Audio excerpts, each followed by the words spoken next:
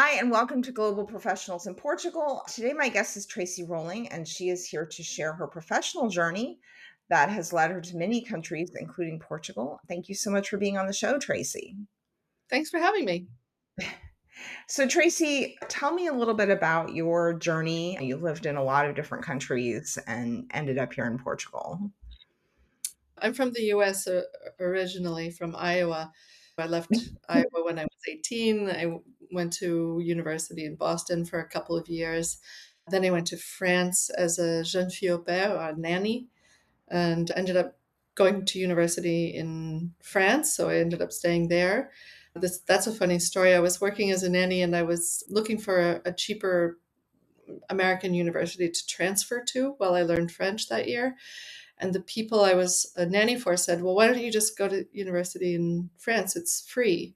And I was like, "Nah, that's not possible. Free university, even if I'm a foreigner?" And they were like, "Yeah." And I was like, "Well, I don't speak French." And they were like, "Well, just learn French." So I just learned French and went to university in Paris and finished my studies there and spent like a decade there. I grew up. I was 20 years old. I grew up, I got married, I had a baby. And then when I was 30, we went back to the US for a few years because my partner is not American, but he has family in the US. And everybody who's not American wants to live in New York, right? So that's what we did for a little while. We lived in Brooklyn, two different places in Brooklyn. Then we were in North Carolina for a while.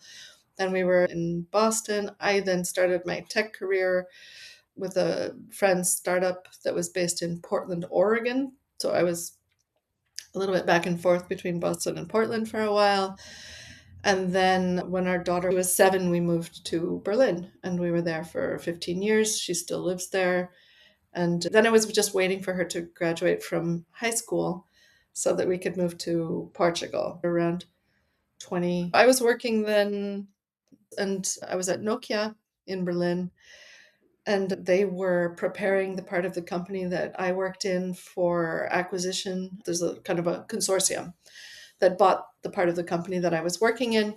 And so when you're preparing for acquisition, you cut costs. I'd never done anything like it before, but there was some free, 7 free coaching sessions, and that helped me think on a kind of longer term about where do I want to be in 20 years instead of like what's my next job. Mhm. And so I used some of my severance package to buy about an acre of land on the coast in Portugal in a village called São Bernardino. I hired an architect and started working on a project to build basically like a small hotel. So the Okay. concept would be like live in the future to build the future, a kind of tech focused remote working paradise. I'm going to say something that's really scary. I'm just warning you, but it's fine. Everything turned out fine. My daughter got cancer and didn't graduate from high school. The whole plan of like getting her settled in university and then moving. And then she got sick. She was in the hospital for a year. She didn't graduate from high school. As soon as she was done with chemo, when she was done with chemo, the lockdowns and the pandemic started. So we were extra locked down because she had no immune system Right. because she had just been done with chemo. So Right. we extreme lockdown, and I didn't worry about my project. And then everything started to get back on track, and she's happy, healthy, etc. And she did graduate from high school, obviously, and she moved in with her friend, and we finally moved here. But then between 2019 and 2022, construction and building material costs had tripled. Mhm. The budget for this project had not tripled. So, Right. so So that was very interesting. I took kind of a year. I was supposed to come. This is getting a little rambly, so I'll make a pause in case you want to make a cut. Let's Go ahead. backtrack a little. We'll come back to the present in a minute. How are you able to like pay the bills in all those different countries? Um, well, I was 20 when I went to France. So first I went as a nanny, student visa. Once I needed some cash, and my parents sent me like $100, and like they had to borrow to send me Right. $100. It was a big deal. And I'm really grateful to them that it made that $100 actually really made a Yeah. difference. And so I think because of growing up poor, if you need something, you figure it the fuck out. Like Yeah. if you gotta do something, you figure out how to do it. If you want something, you figure out how to build it yourself. There's a lot of really good things about growing up like that have served me. The rules are not made for you to succeed in. So I don't care about following rules. I know for 100% that all these rules are made to keep me out of opportunities. Fine, I'll take it. I'll take it. Yeah. Oh my God. I learned so much about how to manage bureaucracy in this period of my life. If you have a bureaucrat who will not give you what you need, be very polite, say thank you, go away, come back another day on another Mhm. time. You'll talk to a different person. You might get it. That's my best advice to anybody who's Yeah. dealing with bureaucracy. So you just made it work. You Mhm. pretty much just did whatever you had to do to make it work. It was truly the immigrant story, right? I mean, that's what so many immigrants throughout history have done. So, It's not a formula that I think is for everybody. I would say it's very stressful. It's really precarious. But I kind of felt like failure is not an option. So you figure it out. I think that when you really are motivated to do something, and when we decided to move to Portugal, the things we did to make it work along the way were not the things that I imagined at the beginning. Like, you just have to dive in and figure it out as you go. So, yeah. Okay, so let's fast forward. So you got married, you decided to live in Berlin, and then how did you transition from like English lit to high tech guru, which you are now? I wanted to be a writer first. That's why I studied literature. I ended up going to an industrial design school called Creapol, where I did fashion design and interior architecture for a year. Then my friend Ingen, she started her own label, and she had a son like 3 years older than my daughter. And so she hired me to be an assistant for her, pretty cheap work. Then we moved to the US, and I was thinking about what to do next, and I had some different business ideas, and I was doing handbags for a while and selling them in concept stores, and I kind of was coming around to realize, like, first of all, nobody makes money in that business. Nobody. Mhm. Maybe the people who work in marketing make money. And I Right. hate production. Like sewing 60 zippers into Yeah. bags on a weekend, like was the tipping point for me. I was like, I don't Mhm. like this. I'm a Yeah. designer. I had sort of two options in front of me that were more concrete. One was to go back to school and study landscape architecture, or I was also offered to apprentice as a tattoo artist because I'm a good draftsman, which was not uninteresting. And then friends of mine started this startup and they asked me to try out their pre release product. And I wrote them like 8 pages of feedback. And then they asked me if I would come and work for them. And Wow. that's how I got into tech. It was 2004 at that point. Yeah, I started working for them in 2004. And at that point, nobody had studied UX design.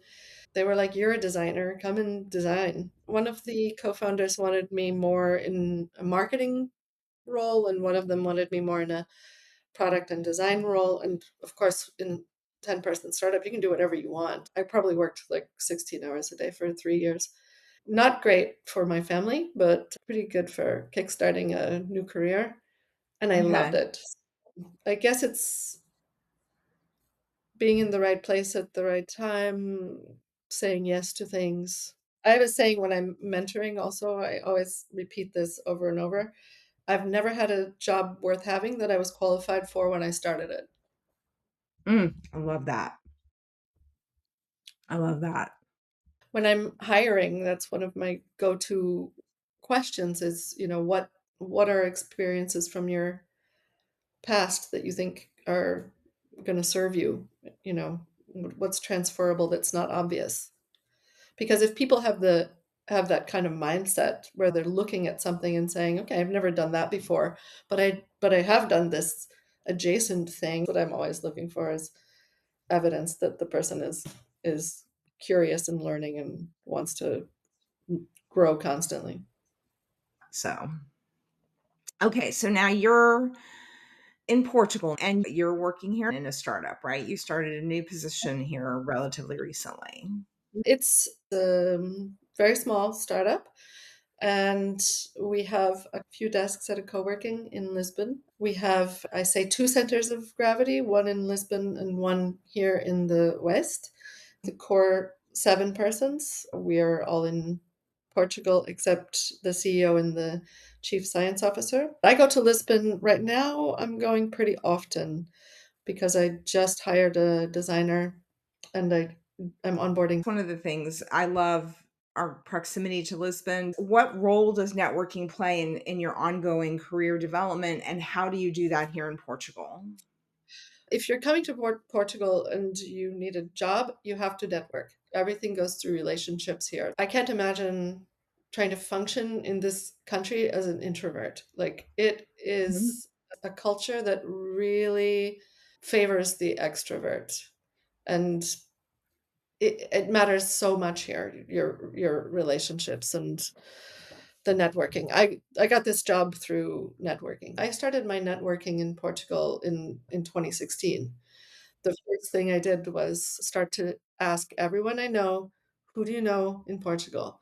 Connect me with your people in Portugal. I put on LinkedIn. Hey, I'm going to buy a property in Portugal. I've got a business idea. Who do you know in Portugal? Can you connect me? Once you connect to a couple of Portuguese people, and if they think you're legit, they will connect you to everyone they know. They are so generous with their Yeah. networks here. It's amazing. So they're like, "Oh, you got to talk to this guy." I actually have a spreadsheet of like everybody that I knew because it was so much. Networking is just being friends. It's not any more complicated than that. If you're friends with somebody, you don't only contact them when you need something. So if you're trying to build your network, you also take people out and buy a beer and just talk to them. I had already, yeah, started networking in 2016. I still have people I'm connected to from then.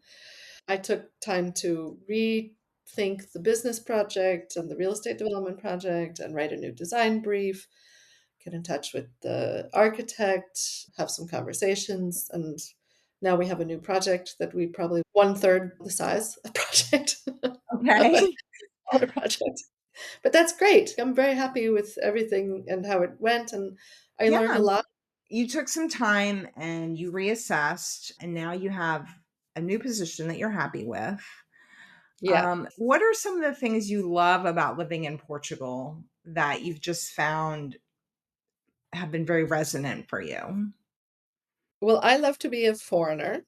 That's because I like a puzzle. And when you live in a foreign country, you have your whole world is puzzles, like understanding how things work. So it's really, if I didn't have a partner who doesn't like to move as much as I do and a family, I would probably change countries every 3 years. I just like it. I just like to live in a foreign country and Okay. figure things. Portugal, so but when I was looking in 2016 for where to make this investment to do this project that I'm still working on almost 10 years Mhm. later, I was looking for the ocean, to be close to the ocean. No snow winters, no snowy winters. Good food culture, good wine culture, and a good work culture.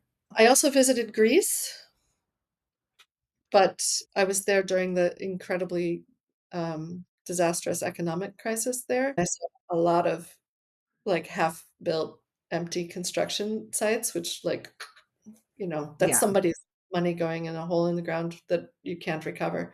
That, Right. like, okay, this is not a place probably for me to do this kind of project.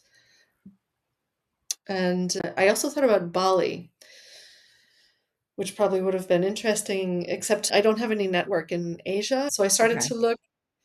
1 hour north and south of the Lisbon airport. I drew a map, and that was my Portugal. And I started my real estate search in that area. 7 kilometers maximum from the beach, 1 hour maximum from the airport.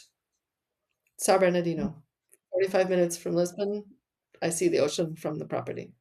Yeah, I love that. You have to kind of decide what your requirements are and start Mhm. there. It's not like anywhere you live is perfect, right? What are some of the challenges that you've learned lessons from that you could share with other people, either in general or specifically about Portugal?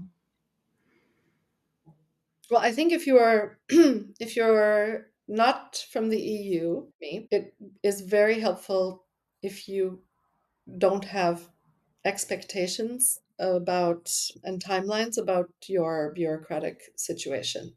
I had a lot of things kind of hinging on my assumption that because my husband is European, it was going to be straightforward for me to get my residency because it was that was the case in other countries where I had lived. I did everything I could, but it was impossible. This is going to take the time it takes. I mean, it was like a month and a half that I was calling this phone number 300 times in a day. The bureaucratic state is a mess here. It's worse than Germany. It's worse than France in the 90s, which is really saying something. And fighting it is fine, but like try not to invest too much in it. Like I really was like, trying everything I could think of as like maybe I can solve this with money. One thing that helped that I did think of to do that was smart was to look for appointments outside of Lisbon. So I rented a car and I drove to Santarém and got my Mhm. appointment. It would have taken me an extra month or two to get an appointment in Lisbon. So be Right. flexible, look for workarounds, and try to stay relaxed as much as possible because your frustration is not making it go faster. The Portuguese people who you meet, they will connect you with other Portuguese people, and they're very, very generous. I would say be as transparent and generous with them as they are with you is also very important because if they feel you're a phony or they feel like you're using them or something, then obviously that's not a relationship that anybody is interested in Right. in maintaining. But I think I come from tech startup universe. Like I'll tell you anything. Like I'll tell you all my Right. secrets because you're not like we're just here to help each other figure stuff out. So I have really enjoyed speaking with you, and I want to thank you so much for being on the show. I'm on LinkedIn and findable there. Thank you so much for tuning in. Thank you for watching. Please comment if you have any questions. And thanks everybody for being here.